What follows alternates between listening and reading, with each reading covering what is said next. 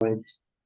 And tonight we humble down ourselves to you, that Lord, we empty our hearts, set aside our personal desires, but we just allow the Holy Spirit to come, move, and do your way, God. And may the Holy Spirit would fill us and give us spirit of understanding that we may be able to learn tonight and be grateful that we've been justified by you, the Lord, through faith in Christ Jesus. God. Bless your teacher, Brother Edgar, the listener of your word, O God, and bless all of us, O God, Lord. May our midweek Bible study, O God, Lord, will reach, O God, Lord, to the farthest part of the world, O God, and may you use this platform, O God, Lord, so that many will believe and come to know that the only Savior in the world, it's only Jesus Christ, O God, Lord. We praise you, magnify your holy name, in Jesus' name we pray. Amen. Amen. Amen. Praise the Lord. Okay, good evening, everybody. Good evening, Zoom. Good evening, Facebook. Tonight, we will have another night for our midweek fellowship Bible engagement. And our teacher is one of the great man of the Lord. Wow, from Queens, New York. Brother Edgar Corbita. Hallelujah, our chief accountant, the accountant of the Lord. Amen. Thank you, Pastor, for a very warm greetings and introduction. Tonight we will be discussing about justification. It's a very basic topic, and yet whenever I think of it, it's a very profound topic. It's a very profound knowledge that I and you will be acquiring if you focus on the books of Romans, because most of the verses here came from the books of Romans. So I just said it's basic because it's a basic knowledge, because just like forgiveness, salvation, blessings, it looks simple, but it is profound in the sense that it has a great impact in our lives. Uh, Talk about knowledge. I used to joke about this. If you want to have knowledge, all you have to do is call on the Lord. In Jeremiah 33:3, it is said, the Lord said, "Call to me, and I will answer you, and I will tell you great and mighty things." So it's just like a call center. It's just like a Google. If you want to learn about something, just call on the Lord. How do you do that? By opening the Bible, because that's how our Lord Jesus Christ impart the knowledge and wisdom to us. So to say, if we don't open the book, we don't open the Bible, we're not going to learn much uh, deep wisdom and understanding, because the worldly wisdom that we have acquired so far uh, has not enabled us to solve our problems, to live a peaceful life. But when we think of the things that we get from the Bible, we always have a peace of mind. We always have something to turn to, something to fall upon. The song earlier says, "The Lord is our hiding place." So if we open the Bible, we'll know a lot about the fact that you can hide in God's citadel, God's temple. Well, be that as it may, let's go back to the topic which we will be discussing today. It's justification. So our material is very nice. It says one of the modern errors of today is to identify justification with pardon. Justification is definitely more than pardon. To justify means to declare righteous. To repeat that, to justify means to be declared righteous. So is it something basic? Yes, it looks basic because you're being declared righteous, but the consequences of being declared righteous is mind-boggling. It's not self-righteousness that we are talking about here, but the righteousness which comes from our Lord Jesus Christ. He's clothing us with righteousness, and that's something very profound, because why would God, like our Lord Jesus Christ, clothe us with righteousness when we are sinners? And are we co-equal with God? Definitely not. But why would our Lord Jesus Christ clothe us with righteousness or declare us to be righteous? That's one of the questions to be answered by our to be answered in the discussion tonight. So to justify means to be declared righteous, and justification is more than a pardon. Of course, it's a prerequisite that you should be pardoned, and that you should accept that, and you should claim that forgiveness for you to be right with God. Jesus Christ, our Lord Jesus Christ, died on the cross to save us all. The blood that went out of his body cleansed our iniquities and unrighteousness and our sins, and all we have to do is to acknowledge and receive that blessing of forgiveness and justification. So the second sentence says, God's problem, although I would prefer the word dilemma, God's dilemma in redeeming man was to justify the sinner. That is to declare the sinner as righteous. So why would God declare a sinner righteous? And of all things, why would our Lord Jesus Christ clothe us with the righteousness that's coming from him? So that one is mind-boggling also. How can we be declared a sinner as righteous without condoning or justifying our sins? That is the dilemma of our Lord, of God, our Lord Jesus Christ. God could not compromise in judgment and treat sin lightly. No, why? Because the penalty for sin is death. In the third sentence, law and justice demanded the death penalty for every sin. It's very clear in Ezekiel 18:4 that the soul that sinned, it shall die. So that's very basic. If you commit a sin and you die and you were not forgiven, we know where you're going. But if you accept the offer of salvation of our Lord Jesus Christ and acknowledge that He is our God and Savior, we will be saved, not only us, but our household. So be that as it may, that those who sin deserves to die, God also has in his sleeves the power to rescue the offender by pardoning us. So is God more interested in punishing us or in saving us or declaring us righteous? We'll know that answer also as we discuss things along. So God's solution to the dilemma that I mentioned earlier, to be declared righteous despite our sinfulness, the solution is this: Jesus volunteered to be a man to live perfect life according to the law, gain righteousness, and then give it as a gift to the believers. So that's what our Lord Jesus Christ did. He died on the cross. He lived a very holy life. He came to earth. He adopted the earthly body. He lived a holy life, notwithstanding temptations that were discussed in past topics.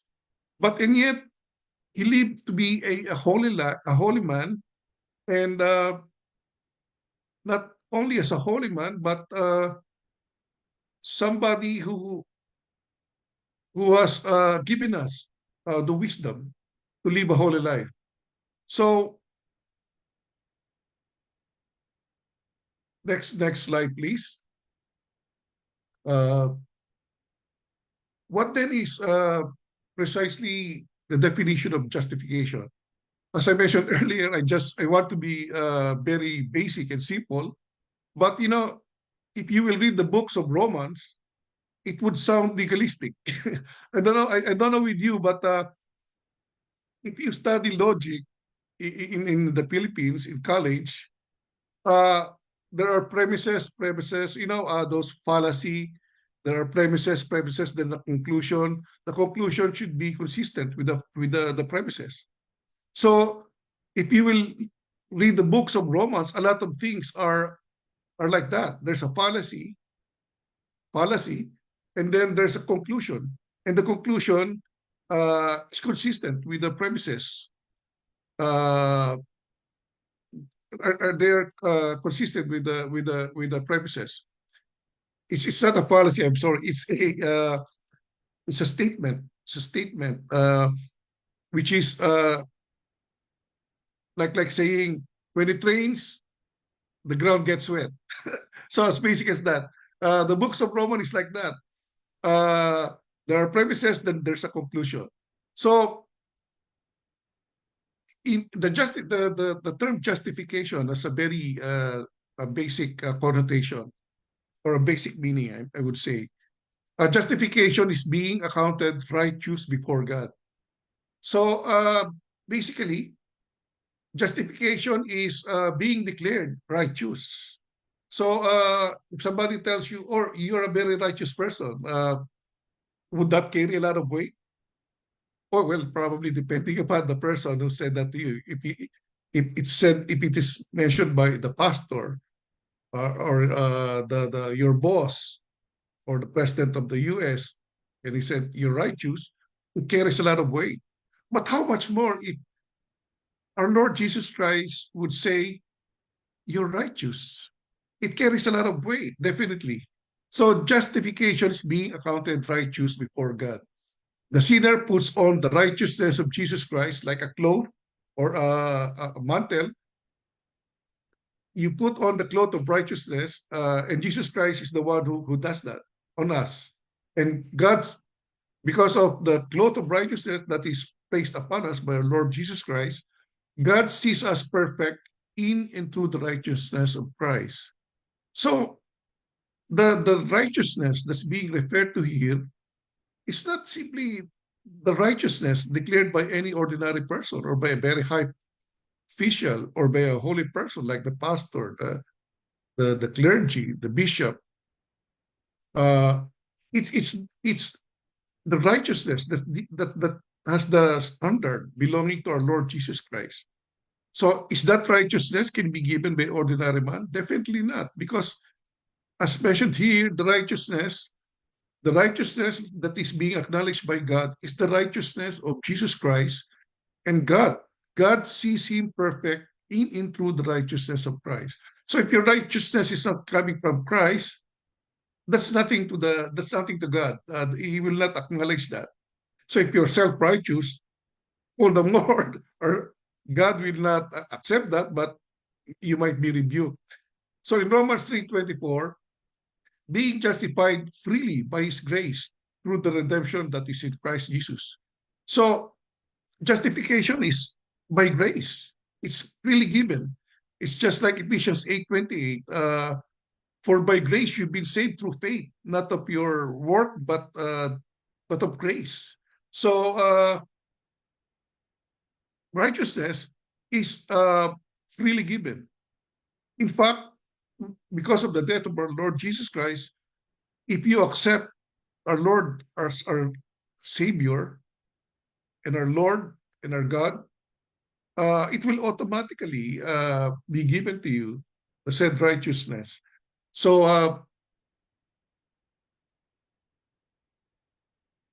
letter B, what are the other insights on justification?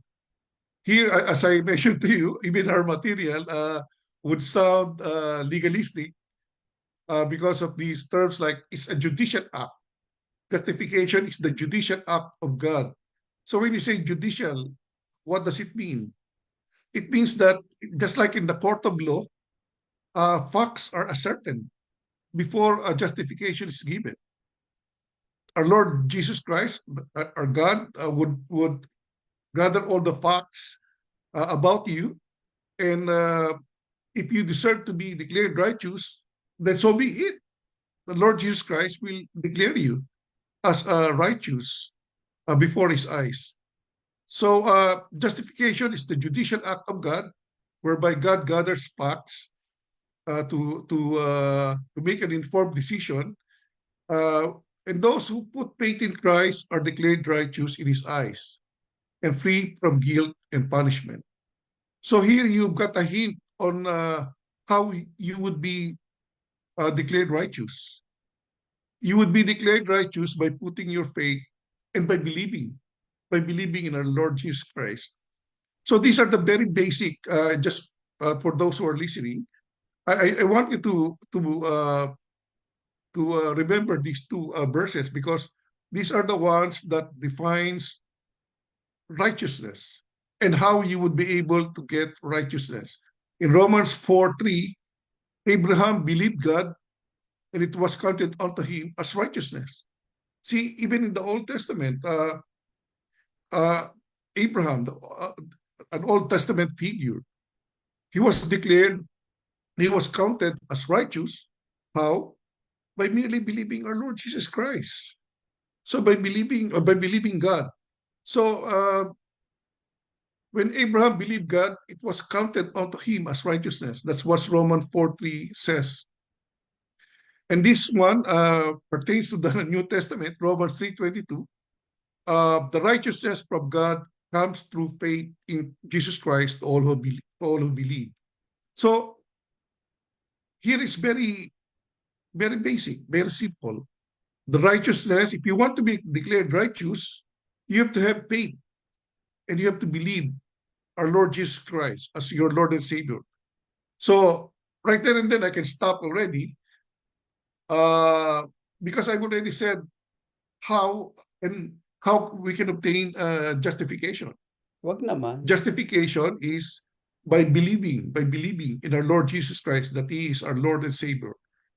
So this is, as I mentioned in the paragraph below, this is the message of this is the message or the core of all these discussions. And I think, to me, it's a revelation, because I've been reading these articles for these verses for a long time, but it only dawned upon me when I concentrated on these verses and on the materials. And I came to a conclusion that if you believe in God, that belief will be counted by God as our justification. That is, we will be declared by God as being righteous. So as mentioned earlier in the material, righteousness is more than pardon. Righteousness is more than pardon. In fact, I am tempted to say that this is a higher level of holiness, because not only were you forgiven, but you have been declared righteous. You have been declared righteous. You have been justified. That's what I'm trying to say. When I say you're being declared righteous, in short, you're being justified. So that's the term I want you to remember, my dear listeners. If you want to be justified, God will declare you as righteous. And by being declared righteous, that means you're justified, right? Amen. So it sounds like logic, but I think it's better to be said that way, to be clear on what we're talking about. So, Brother Edgar, can I add something? Yeah, sure, Pastor. Yeah, because you're talking about justification or justified, because we are all sinners. Remember that all human beings are sinners. So, because of the forgiveness, because of of course, it starts from the works of Jesus. The works of Jesus is completed. It's been done. And it is approved by God. So anyone who will believe on that finished work of Jesus Christ, the first thing to happen in your life is your sins will be forgiven. and you will be declared righteous.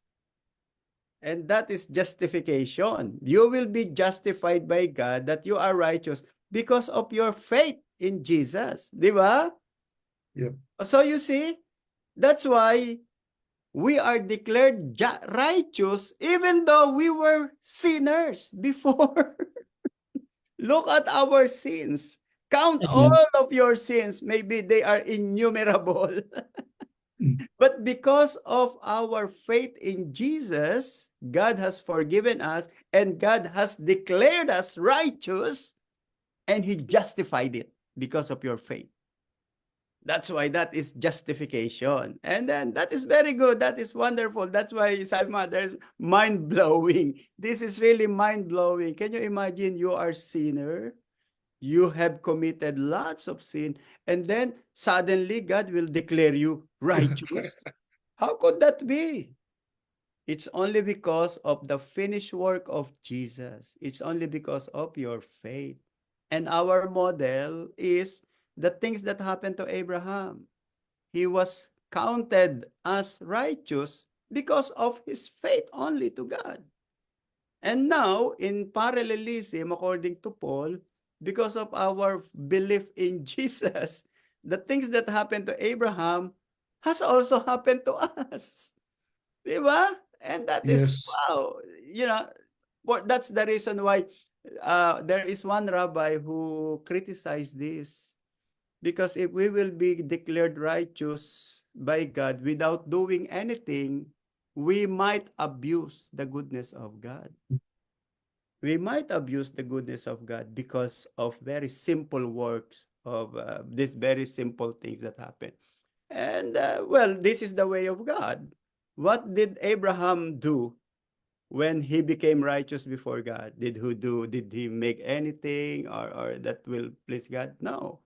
That is not the way of God. The way of God is you must believe in my words, and then I will justify you. I will make you righteous. I will forgive. That's why justification involves two things. It's a twofold. Number one, you are forgiven, and at the same time, you are declared righteous. Okay, not yan sabi mo na it is not just pardon, because pardon, so back to normal. That's pardon, back to normal. But for justification, no. It's more than that. Your sin are forgiven, and then He lift up to you. He lift you. God has lifted you up in a very higher standard of righteousness and holiness, which is really mind-blowing. How could that be? Wala naman akong ginawa. I'm only a believer in Christ Jesus. Praise God, praise God. That's why I Praise agree with God. you. It's Yes. really mind-blowing. Praise All God. right. Thank So, you. yep. As I mentioned earlier, we can use this word interchangeably. Uh, if you want to be justified, if you if you talk about justification, that means you're being declared righteous. If you're being declared righteous, you're justified. So you can use those terms interchangeably, but the effect would be the same. In Romans 4:5, but to him who does not work, but believes on him who justifies the ungodly, his faith is accounted for as righteousness. So say you don't have to do anything. Just like in our uh, faith as Christians, we don't have to work on our salvation. God will really pardon us and save us if we believe in Him. If we believe in Him. So that's why in Romans 4:5 it says you don't have to work, but you only have to believe on Him to be justified. To be justified. And faith is accounted for as righteousness, just like what in Romans 4:3, Abraham believed God, and it was counted to him as righteousness, and therefore he was justified. So, in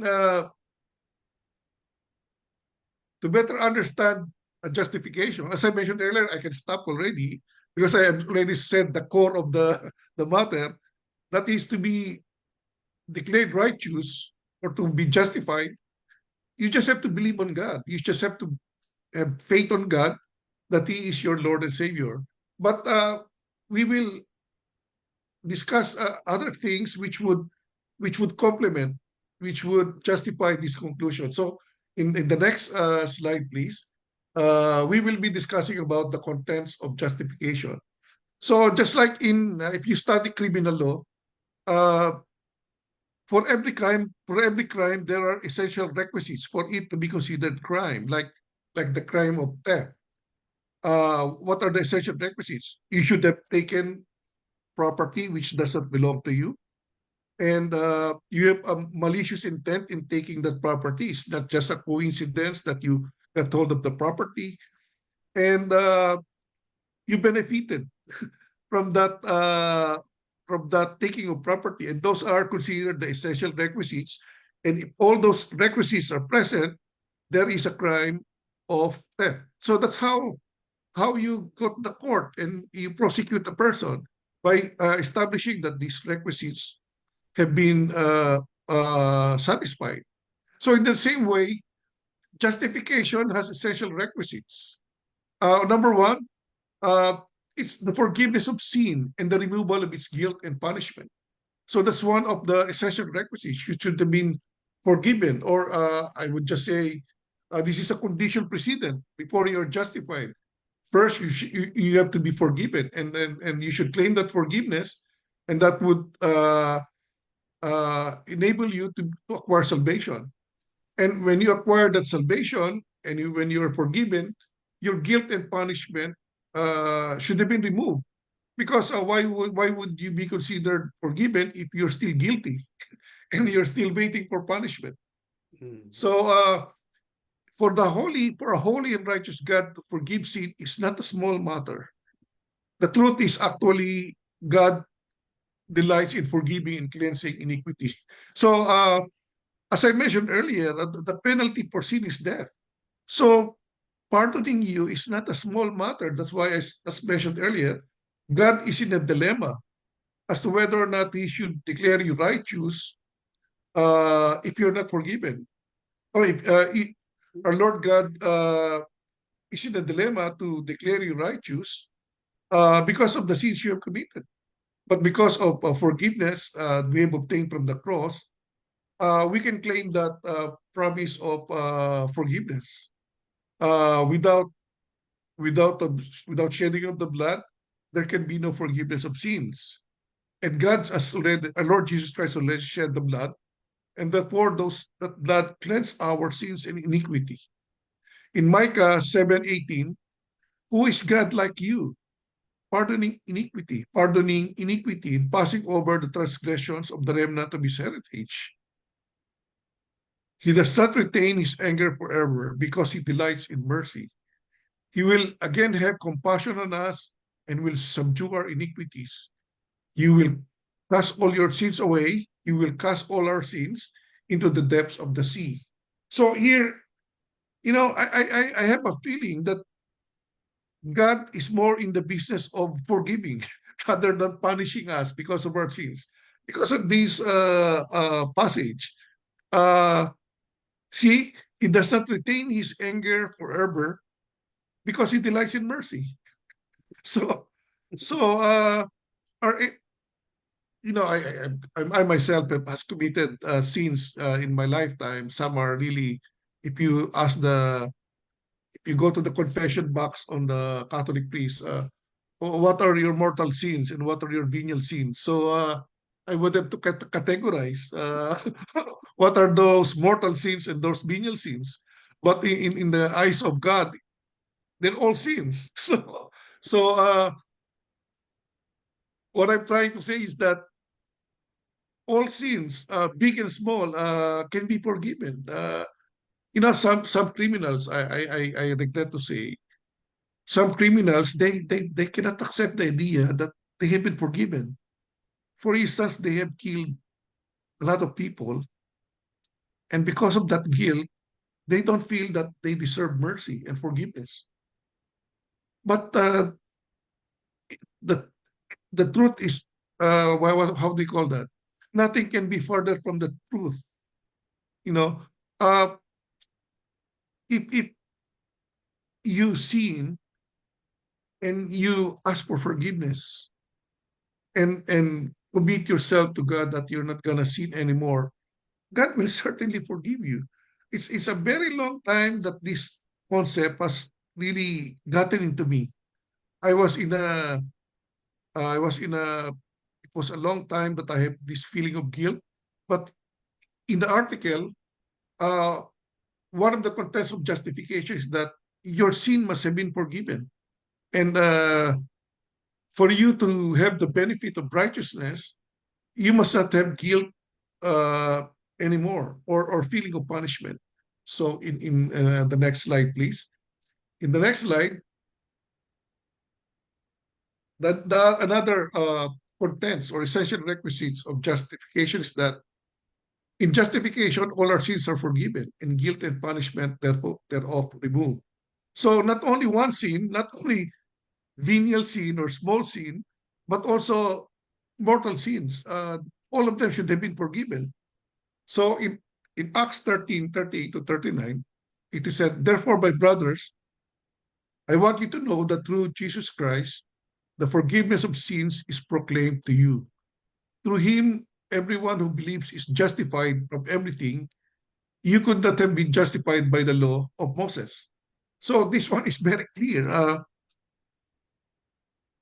The source of justification is none other than our Lord Jesus Christ, and we could not have been justified by the law of Moses by just obeying the Ten Commandments. We could not have been justified. You know why? Because it's really impossible for you to comply with with the law of Moses, all the laws, the Ten Commandments, those coming from the Torah, the Talmud. It's really difficult because if you fall or you stumble on one sin, you're already a sinner. And if you're not a murderer, if you're not a thief, but you are you gossip a lot, that's already a sin. If you curse, so to say, I'm guilty here. I'm guilty here of I'm guilty here myself. If you curse, that's sin already. Even if you just murmur an idle word, that's already a sin. So you you know we all have to account for every idle word that we say according to the Bible. So small lie, big lies, we're accountable for it. So in justification, all our sins are forgiven because forgiveness is one of the essential requisites of justification. So in the next slide, uh, the other contents or essential requisites for justification is the imputation of Christ's righteousness. This is the one which our Pastor Purdy said to be mind-blowing, mind-boggling. So why would the righteousness of Christ, which is of a high standard, how would it be imputed, or why would it be imputed on us, a sinner? It's really, it's really, it will really blow your mind away. The forgiven sinner is not like a discharged prisoner who has served his term and is discharged from further punishment, but with no rights of citizenship. So just like a foreigner, if you commit, for instance, if you're a tourist, a foreigner in the US, and you committed a crime, you killed somebody, and you were adjudged to be guilty, you have to serve you'll have to serve time.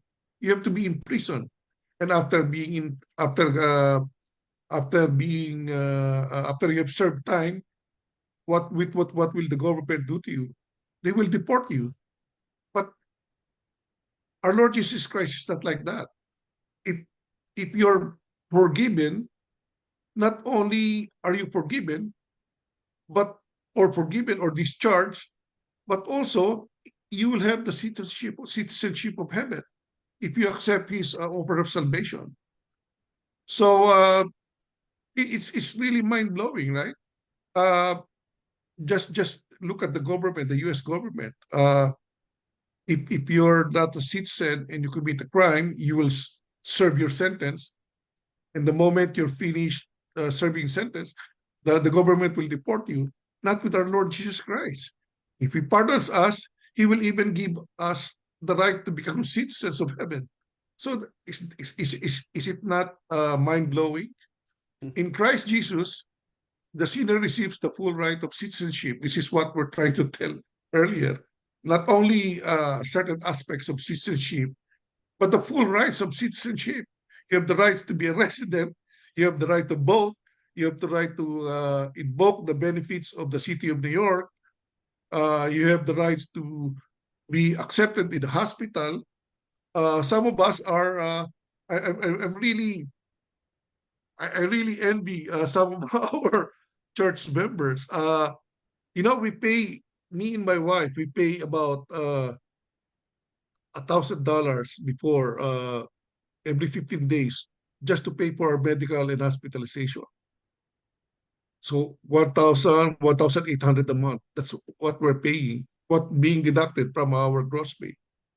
Some of our members, when I hear that they were accepted from Elmhurst Hospital and they were given operation free of charge, wow, I really, that's really is mind blowing to me. So God is really good to our church members. I will tell you, God is really very good to our church members, especially those who availed of the free hospitalization benefits, because it's some. Rolly was I was discussing with Rolly his tax return because he got a medical benefit from Rolly. I might as well discuss this because this is a tax matter also for the other members. If you get a medical benefit from the marketplace, the Obamacare, Okay. your entitlement to a lesser or higher medical benefit would depend upon your level of income. So if your level of income is, for instance, you're unemployed, you'll be surprised when you use this marketplace benefits. There's no charge, and when you file the tax return, uh, they will not. The government will not charge you. But in the case of us, like me, for instance, there was time I resigned from work, and there was a time when I tried insurance for a while. It did not work though. But since we were having I was not fully employed. I was not fully employed. I was getting the benefit of the marketplace medical hospitals medical benefits, and I'm not being required to pay tax.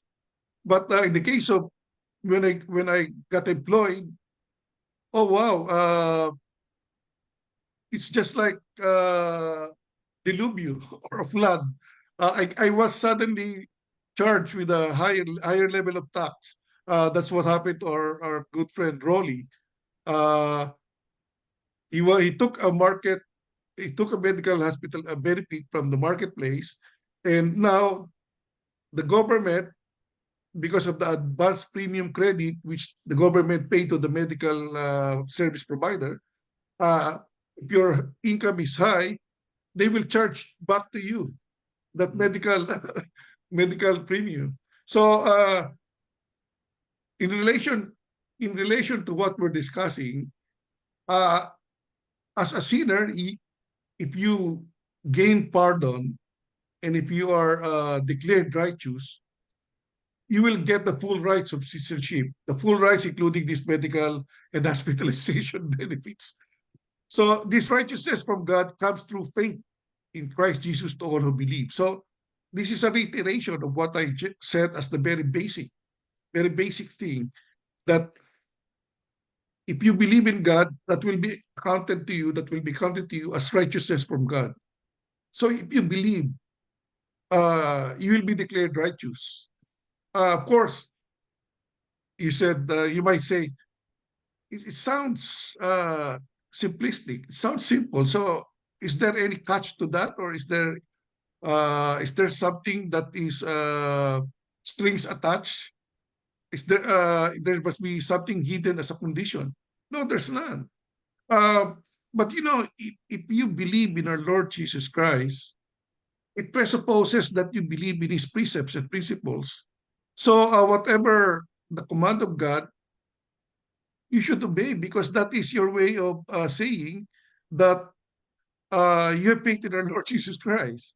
So it's not that easy, really, because if you believe in our Lord Jesus Christ, you have to show to our Lord Jesus Christ that you abide in the Christian living. You abide by committing less and less sin, and by being fair to everybody, and by being a good citizen, by being somebody who cares for somebody. So in the next slide, it says, the perfect holy righteousness of Jesus Christ is imputed on the sinner. So this is the one that our pastor mentioned earlier as something mind-blowing. So why would the high standard of holy righteousness of Christ, why would it be imputed to someone like us, me as a sinner? It's mind-blowing. So we know that our Lord Jesus Christ died holy, without sin, and us, we are full of sins. So how can we be reconciled with that idea? Well, the death on the cross reconciled us, and the blood of our Lord Jesus Christ reconciled Him to us. That's why we can be imputed with the holy righteousness coming from our Lord Jesus Christ. In Romans 4:22, it is said, "This is why it was counted to him as righteousness."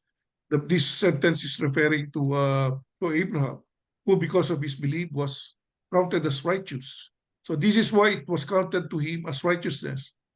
The word "it was counted to him" were written not for him alone or for Abraham alone, but also for all of us, to whom God will credit righteousness, for us who believe in Him who raised Jesus from our Lord from the dead.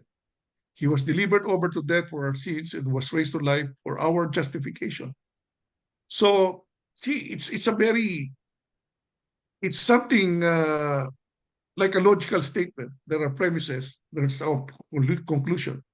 So, because Abraham believed, the conclusion is he was declared righteous. And it was counted not only to him, but to all of us who will believe in our Lord Jesus Christ, or those who believe in Jesus Christ. And what will be imputed for us is not righteousness coming from the world, but righteousness coming from our Lord Jesus Christ. A very high standard of righteousness. So, in the next slide, So, please. Brother Edgar, it means we don't need the praises of men. Yes, Pastor. We yes. don't need the procession of men. We don't have to be complimented To be to gain complimented and righteousness. exalted and paraded in the street of Rome, that you may be called the Holy One. What we need is the commendation from God, not from men. Yes, agree totally, Pastor. Mhm. So, what are the conditions of forgiveness? Or how can we receive this gift of righteousness? What are the conditions? How can we receive this gift of righteousness? Well, there's only one condition: by believing on the Lord Jesus Christ as our Lord and Savior. That's what we have to do. As mentioned earlier, because Abraham believed in God, that was counted to him as righteousness. So what do we have to do to be declared righteous? We just have to believe.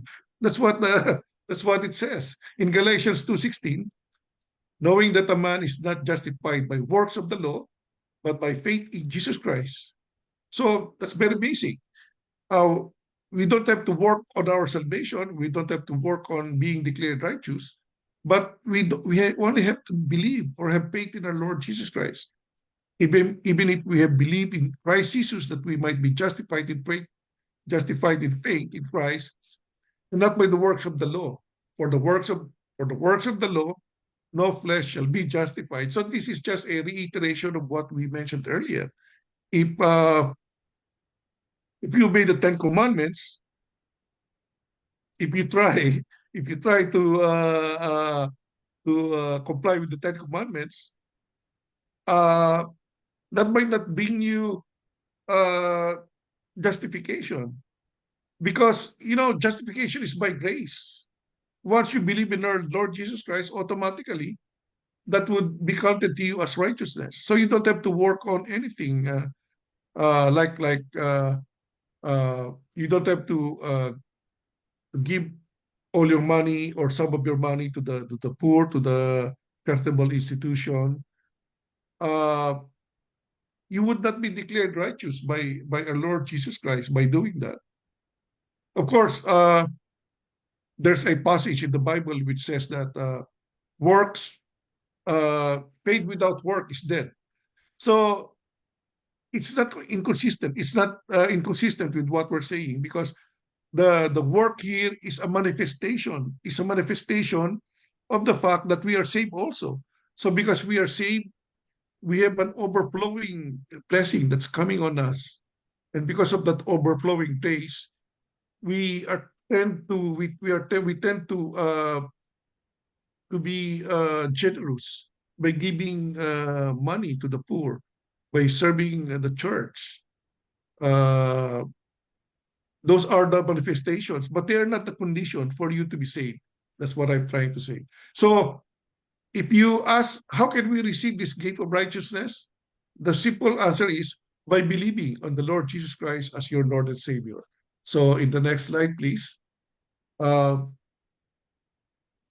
So we know the essential requisites for justification. We know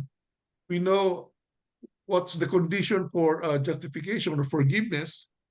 What are the means of justification? So this one is, we need a little explanation. This needs a little explanation. So we are familiar with the saying, the end justify the means.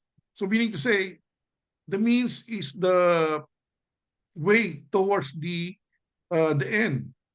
So the end would be justified by the means. The means is the source. The source of justification is where justification is originating. So what are the means of justification? Of course, by God. If you believe in God, if you believe in our Lord, if you believe in our Lord Jesus Christ, that would be counted to you by God as justification. God is the author and donor of justification. Justification is a judicial act performed by God, the Father Almighty. Then comes the legal term again, judicial act. So God is not making his decision for you to be declared righteous out of nothing. He researched your life. He searched on your life. He sees to it that you have claimed your promise of forgiveness. You have claimed you claim the God's promise of forgiveness, and that you're living a Christian life. So justification is a judicial act performed by God, the Father Almighty. So in Romans 8:33, this is another verse from Romans. Who shall lay anything to the charge of God's elect? It is God that justifies. So there is a very clear and unequivocal statement. It is God that justifies. So not Satan himself could charge us. Of course, he would play on our minds, make us feel guilty. But at the end of the day, if you ask forgiveness from God, our Lord Jesus Christ will forgive us and will justify us. So the other means of justification is what? By grace. So as I mentioned earlier, justification, as like forgiveness, is a free thing. You don't have to do anything. Of course, you have to ask for forgiveness from God, but you don't have to work on your salvation. You don't have to work for your justification. In Romans 3:24, being justified freely by His grace through the reception that is in Christ Jesus. So we can be justified freely based on this Romans 24, being justified freely by His grace through the redemption that is in Christ Jesus. So we just have to receive the promise of salvation. It's an offer being given to us by God that we could be saved, and we should accept that offer. It's just like I have to go back to the law again. Gift is not considered a gift. Well, it involves two things. One, there is an offer. That's what the law says. For it to be a gift, there should be an offer coming from one party, offer to benefit you. And it will not be a gift not unless you accept it. So that's how gift is defined under the law. And that's also how gift is defined under ordinary circumstances like this. So it, being justified freely by His grace through the redemption that's in Christ Jesus. So that gift will not be considered a gift if we don't accept it. So we should accept or claim the promise of forgiveness, the promise of justification for us to acquire both of it. So in the second next slide, another means of justification is by blood. As mentioned earlier, there can be no forgiveness without the shedding of blood. Blood is the foundation or ground of justification. Since we have now been justified by His blood, how much more shall we be saved from God's wrath through Him? So if we have been saved already, through His blood, all we have to do is to accept that promise of forgiveness, that promise of salvation. And if we do that, God's anger is no longer on us. As mentioned earlier, our Lord God is much more interested in forgiving rather than punishing, rather than punishing people. So we should claim that blessing from above.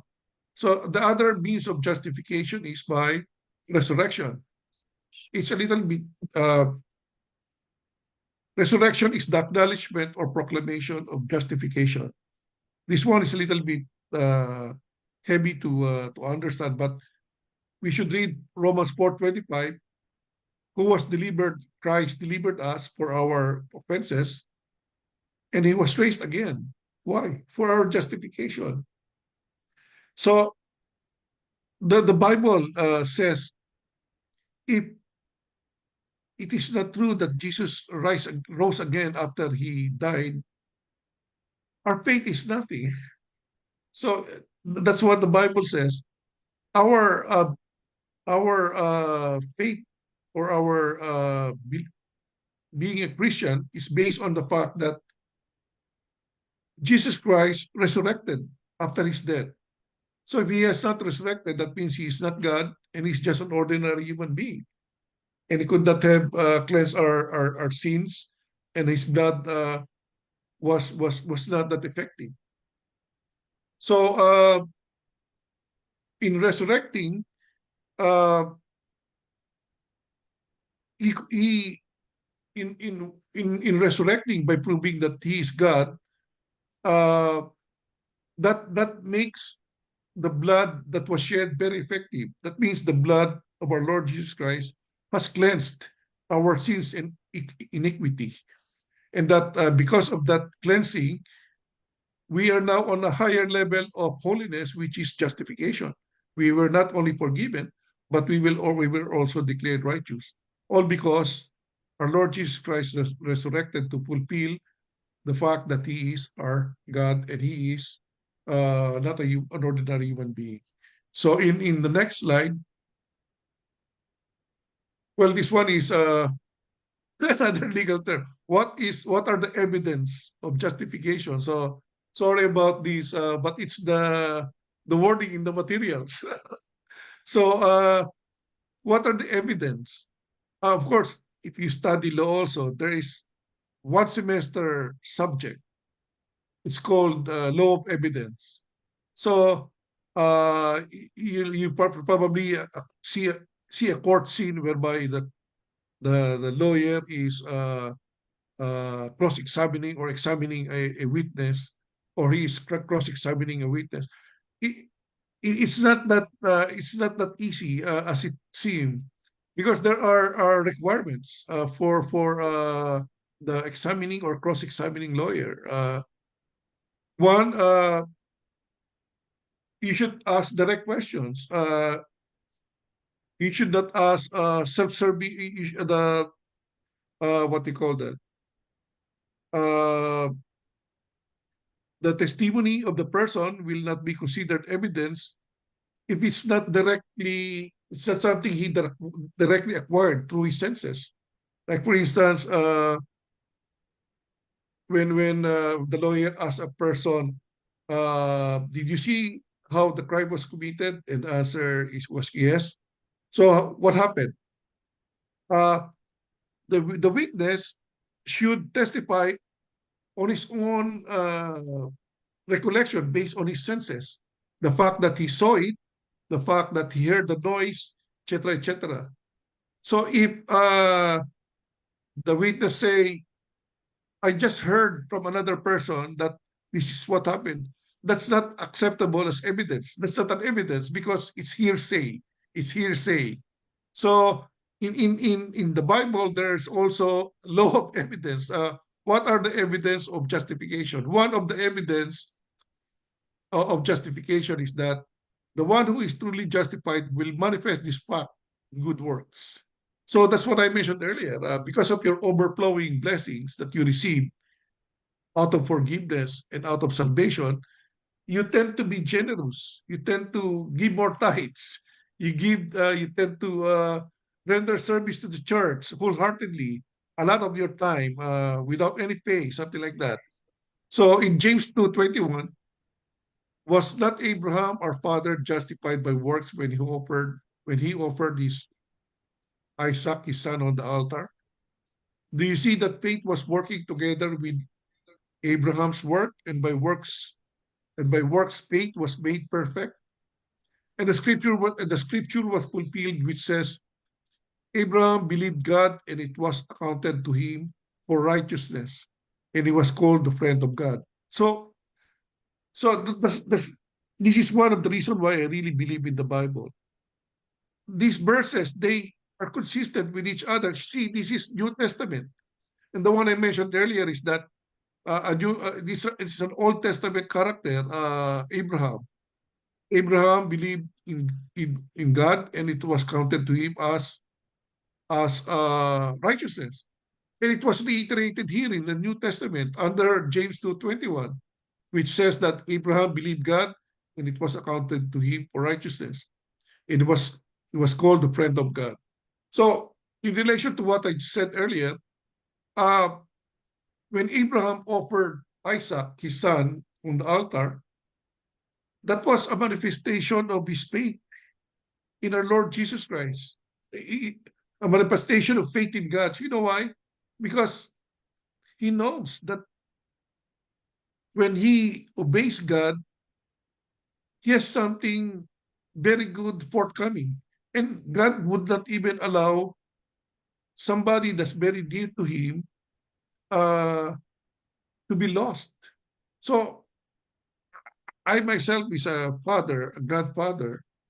So if somebody tells me, oh, you have to sacrifice your son, definitely I would not do that.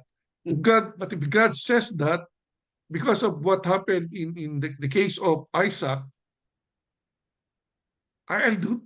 I'll although it's really mind blowing. Why would I do it? But if it's God Himself who orders you to do that, that means God has something. God has something that's just like Abraham. He was banking on the idea that God would do something. God would provide something so that he would not hurt his very own son. And that's what really happened in Mount Moriah, which is Pastor, di ba? Mount Moriah right now is Mount Zion or Jerusalem. So in Mount Moriah, so when he offered Isaac in Mount Moriah, he was thinking that God would make a way to to uh, to prevent the thing from happening. I mean, from Isaac in Isaac's losing his life. So Abraham was justified by his works when he offered Isaac his son on the altar. So do you see that faith was working together with his works? So by doing that, he was demonstrating his faith in God, and that was counted for him as righteousness, and therefore he was considered justified. So he's not only justified, the last sentence says, and he was called the friend of God. So in the next slide, so But we're through again, with the again, essential requisites of justification. We're through with the Edgar, evidence of justification now. Ate Edgar, meron Yep, yata gustong i-add si Pastor Michael. yep, okay. yeah, I just want to add on what you've said um about good works. So earlier we discussed that the some of the religious leaders, especially for Jewish religious leaders, that it's dangerous for ano nga yun kanina na it was na it's dangerous when we believe that only through faith that we are saved. If it's only our faith or belief in Christ Jesus. But this is actually the response. Ano na our good work is the result of being justified. Yeah, We are yeah, able to produce work because we are now a new person, and this manifestation of good work, it's not us, but it's actually the Spirit of God who now lives in us and made us and enable us to do so. Because in time past, we're not capable of. Maybe we're just thinking of changing our ways or our our way of living, but then we can't do it because we are not able to because we don't have the Holy Spirit. But once we are justified, we had been forgiven by the Lord. He has given us a new person, ba, Pastor, or a new identity, A new and personality. that is ano yun, Pastor? Yeah, a new personality. Your new personality. You Identity. got ano, Pastor? Identity. That's what you said. Yes, yeah. So you are now becoming. So when you think like how Jesus would think. So when you respond to, let's say, someone would say something to you, and then it's very offensive, and then you would think twice before responding. Why? Because they've already been justified by God. And so um for me, when I was a baby Christian, I just say, how can I be good if I know na I was not naturally born good?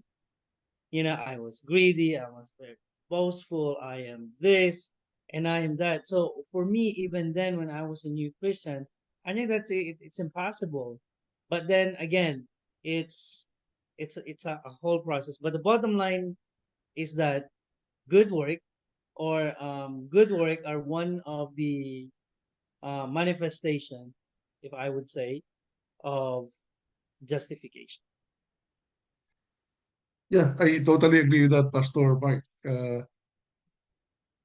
Because of the overflowing blessings that you have, if you're justified and you're forgiven, you tend to do a lot of good works. So I totally agree that good works is the manifestation or the result of our being saved and our being justified.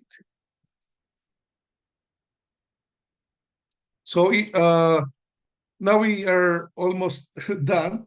As I mentioned earlier, this is I really intended this discussion to be short because uh, if we are bogged down by too many words or we tend to resort to verbosity, we might lose track of the very essential things in justification.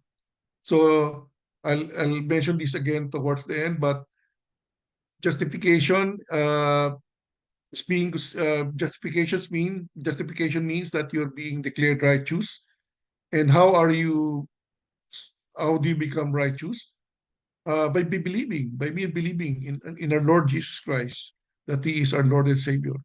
That belief, that faith would be counted for us as justification. So, what are the results? So these are uh, the things that these are the favorable consequences. I would say these are the favorable consequences when we are justified. One, we have peace in Romans 5:1. Therefore, being justified by faith, we have peace with God. So that's a very important thing. I tell you, for a person, for a sinner who has been guilty for so many years, and suddenly you have a peace of mind. Oh well, that's a very I don't know with you, but that to me is something unfathomable. It's something very deep. It's something that you cannot just uh, you cannot. It's something that's not very easy to. That's not very easy to do. It's profound. So if you have not been in a situation where you have so many problems, so many feeling of guilt, and all of a sudden they're gone. If you don't have that experience, you would not appreciate peace of mind, because peace of mind comes by the fact that you're free from guilt, free from taunting coming from Satan. Because Satan, what would he do? He would taunt you. He would make you feel very guilty. So much guilt, so much guilty, so much guilt that you tend not to seek for forgiveness. That's one of the strategy of Satan. I tell you, my brothers and sisters, one of the strategy of Satan is to make you feel very guilty. And if you have that feeling of guilt, you don't have peace of mind. So uh, when you are forgiven and you are justified, and you know that your sins have been wiped out, blotted out, and that there are no more adverse consequences, and there are no more condemnation, there's no more condemnation, then the peace of God, which transcends all understanding, which surpasses all understanding, uh, will you will obtain it. You will obtain that peace. One of the what are those kind of peace being referred to in Romans 5:1? One is peace of conscience, peace of conscience through the mercy of God. So we will know that God had mercy on us uh, when He died on the cross, and therefore, because of that forgiveness and our acceptance and claim of promise of forgiveness, we have peace of conscience. The other one is peace of heart through the love of God. So sometimes you're carrying this heavy load on your chest. You cannot breathe properly because you have this feeling of unforgiveness, feeling of guilt, feeling of hatred. And when you hate somebody, that means you're sinning. So when you have a feeling of hate, you don't have a peace in your heart. Your heart is not functioning properly. You cannot breathe properly. The other one is peace of mind through the truth of God. So the greatest truth that we've learned is that God forgives. So in learning that truth, we have peace of mind. I can sleep soundly, thinking that if I don't wake up in the morning, I'll go to heaven. So that's the peace of mind that I'm referring to. So I suggest to you, brothers and sisters, that you should pray every night, so that whatever happens in the morning, if you wake up or you don't wake up, you have a peace of mind that you know where you're going. Uh, I was surprised with my boss when I used to work with in the Philippines. This guy is like me, came from a Jesuit school at Ateneo, and he told me, you know, Ed, your faith is only as good as your last confession. What? So I was surprised. This coming from somebody who spent his whole life in a Jesuit school from elementary until college. That's what he learned from the Jesuit priest. Your salvation is only as good as your last confession. So that means your salvation is dependent upon your last confession from the priest. So if the priest did not give you that what they call that, if the priest does not give you that forgiveness, which you could have obtained directly from God.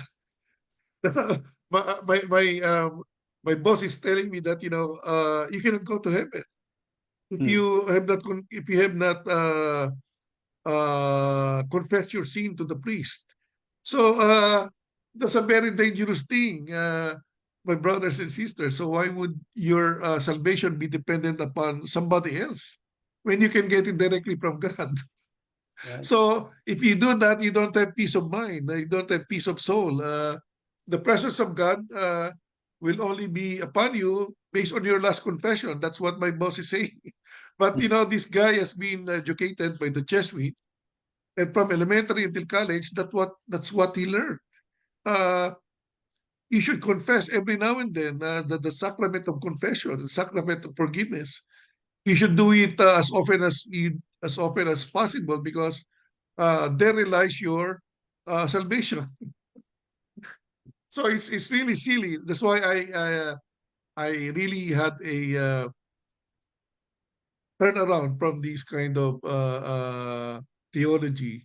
I cannot rest my salvation on the basis of third party, because God gives you salvation directly coming from heaven. So cut a long story short, one of the results of justification is peace of mind, peace of conscience, peace of heart, and peace of soul. And the next slide, please. One of the results of justification is you have access into the presence of God for worship, praise, and petition. So, you know, when I was when I was sinning back then, I have a feeling of guilt. So I'm not inclined to go to church or attend Bible study, because I feel I'm very dirty.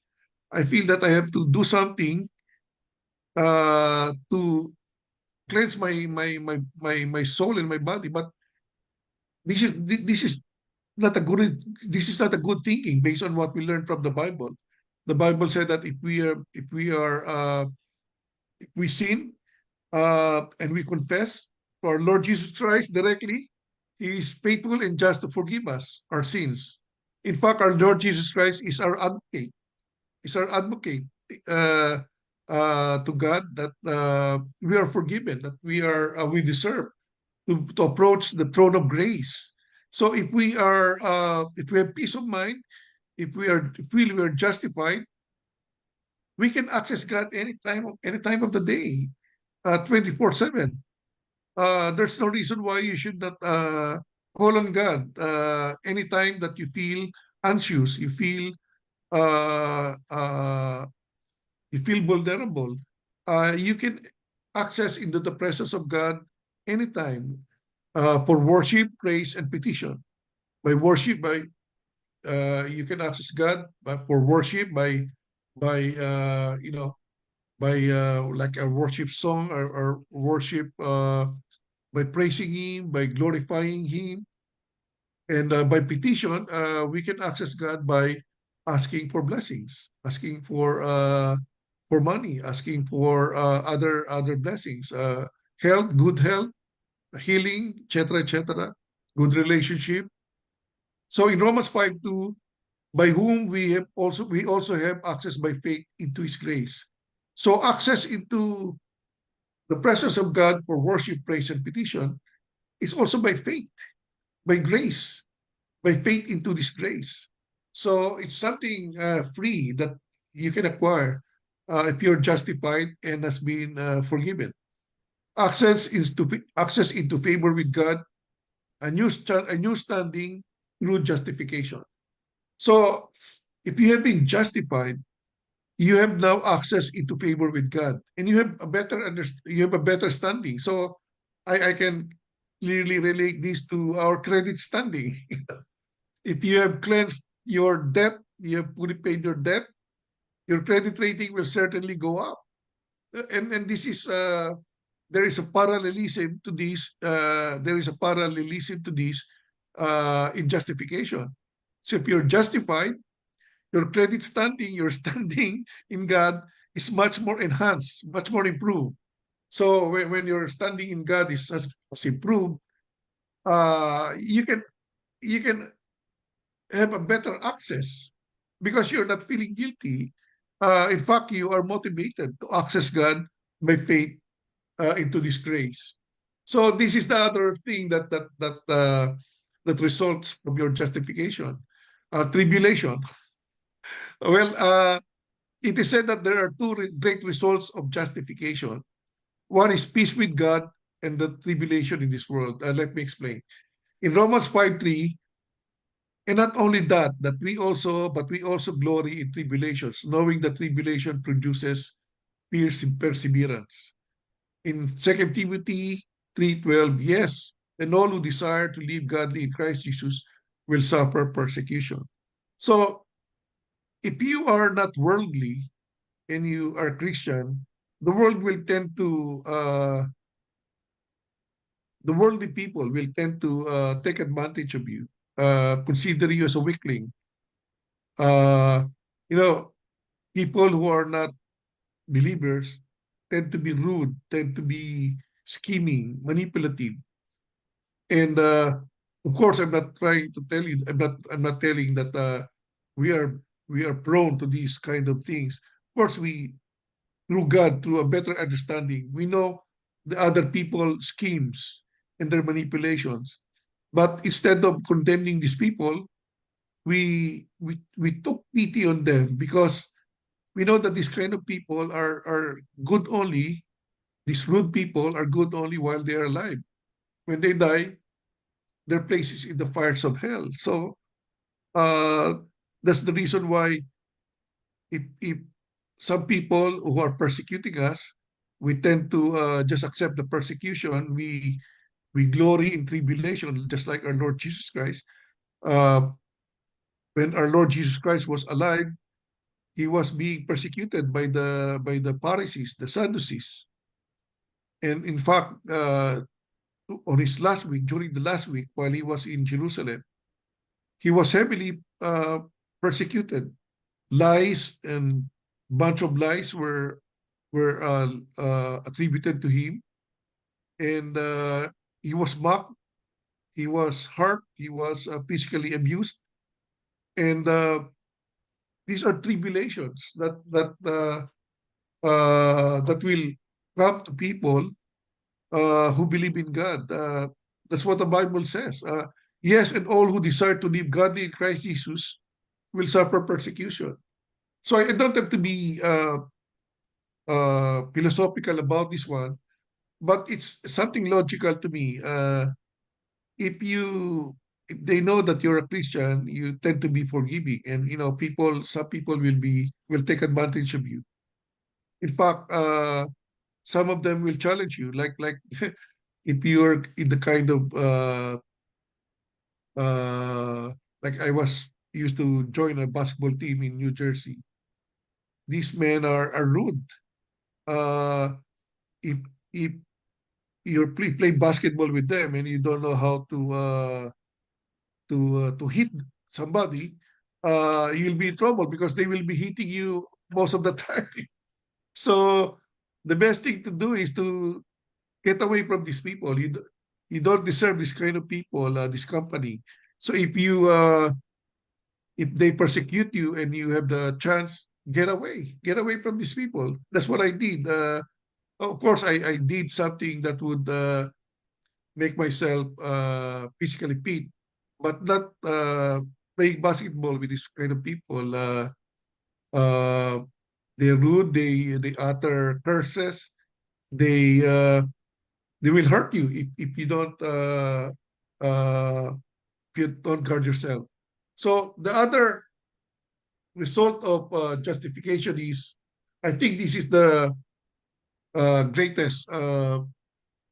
greatest result that you acquire from justification and being saved. There is now no more condemnation for the believers. In Romans 8:1, therefore there is now no condemnation for those who are in Christ Jesus, because through Christ Jesus, the law of the Spirit of life set me free from the law of sin and death. So is it not a mind-blowing thing also that we are not condemned anymore? So condemnation means to be judged to death because of our sins. As I mentioned earlier, in the verse pertaining to Ezekiel, those who sin should die. The soul of those who sin should die. So condemnation means to be judged to death because of our sins, and hence based on Romans 8:1, there is no more death because of our sins, because Jesus took all those sins from us and cleansed us through our Lord Jesus Christ by becoming a sin offering in Romans 8:3. God, by sending His own Son in the likeness of a sinful man, to be a sin offering. So, as I mentioned earlier, Christ already did the thing for us. He was made to become a Passover lamb and to be a sin offering. That means, if we look at the Old Testament, we know that bulls, rams, heifers are there. They are offered as an offering to be burned for men to be forgiven, and that is like what happened to our Lord Jesus Christ. He was made a sin offering. Uh, he died once and for all, so that all of us will enjoy the promised salvation, the promised forgiveness. And related to this topic, uh, that we will enjoy justification. And one of the results of justification is peace of mind and peace with God. So, in conclusion, now this is the conclusion part. We are justified judicially by God. So, God did not just make a decision. He looked upon the facts that constitutes our entitlement to justification. And in Romans 8:33, who shall bring charge against God's elect? Nothing, not even Satan. It is God who justifies. So when God justifies, that means that's once and for all. Uh, it's in the court of law. It is a judgment that has a binding precedent, not only now but in the future. In Isaiah 53:11, he shall see the labor of his soul and be satisfied. By his knowledge, my righteous servant shall justify many, for he shall bear their iniquity. So God is speaking about our Lord Jesus Christ, who is his righteous servant, who justified many by bearing the iniquities of us all through the cross in Golgotha. So now there is no more condemnation to the believers. Romans 8:1, therefore there is no more condemnation for those who are in Christ Jesus. So I'd just like to reiterate, in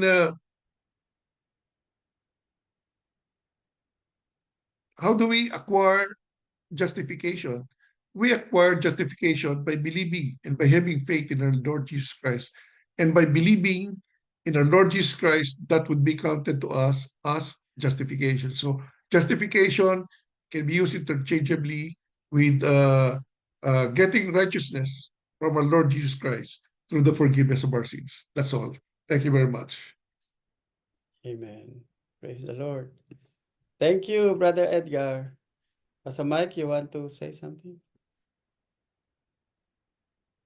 Praise the Lord for dying at the cross. He gave us access to heaven. Yeah, praise the Lord for the justification. That's why I always say, where are we if you are not in Christ Jesus? Right? Where are we? All right. So we have message here from Sister Medi. Justification means by Jesus Christ we are forgiven for our sins. Whoever believes in him, that he died on the cross for our sins by faith, and accept him as our Lord God, our Savior, not our good works, but the grace of our Lord Jesus Christ.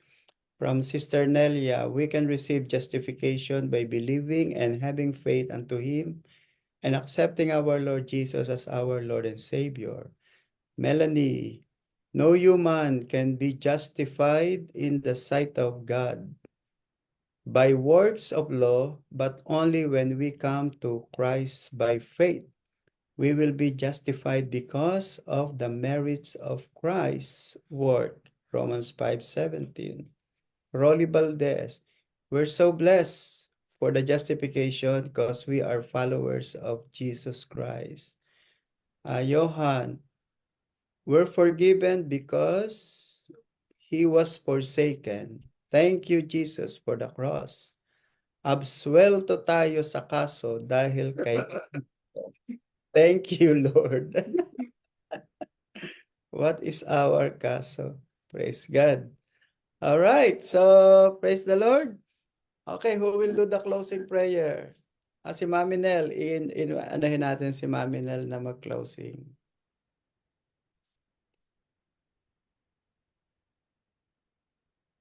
Walang Icar 6 ha. Johan, you are not here. Ay, binigla mo naman ako, Pastor. Hallelujah, Lord. Thank you, Lord, for this Bible study that we had just finished, Lord God. Thank you, Lord, that we know now how we will be justified, that we know, God, that if we believe in you, if we accept you as our Lord and Savior, if we have faith in you, which is also a grace from you, Lord God, we will have our salvation. We will be justified, Lord God. Thank you, Lord, for this tonight. Thank you for the brothers and sisters who are listening and watching in Facebook live streaming, Lord God. And thank you, Lord, for those who are in Zoom, Lord God. Thank you. Thank you for Brother Edgar for the wonderful teaching of justification, Lord God. And thank you for the participation and for the insights of Pastor Ferdy and Pastor Mike, Lord God. Thank you, Lord, for everything. Thank you. And we love you, Lord God. This I pray in Jesus' name. Amen and amen. And the blessing of the Lord Jesus, the love of the Father, the communion of the Holy Spirit be upon us. Go in peace in Jesus' name. Amen. Amen, amen. And amen. All right, let's have one picture. Lisa, And picture. pose. So we can post it. Sister Lisa, where are you? Yeah. Hi. All right. Already. 1, 2, 3. Yes. All right. Good night, everybody. Thank you, Good night. Dad. See you Sunday. Ready. Teka, Pastor Bye, Michael. everyone. Pastor Michael, who will teach next Wednesday? Ako, Pastor. Teka, actually, dapat si Malu kasi hindi pa naman Holy Week next week eh. Di ba? Yes, Pastor. I will talk to her. Let me check, ha? Sige, bye-bye. Also, hindi muna ako, Pastor, sa Wednesday, Pastor. Tanungin ko siya kung ready siya kasi baka naman hindi siya ready. Sige. Sabi ko lang Alright. sa kanya, okay. Okay. Sige, bye-bye. Good Thank you, night. Mel. Bye-bye. Thank you, Bye-bye, Brother Edgar. everyone. Bye-bye. See you Good night. Sunday. Thank you. Bye-bye.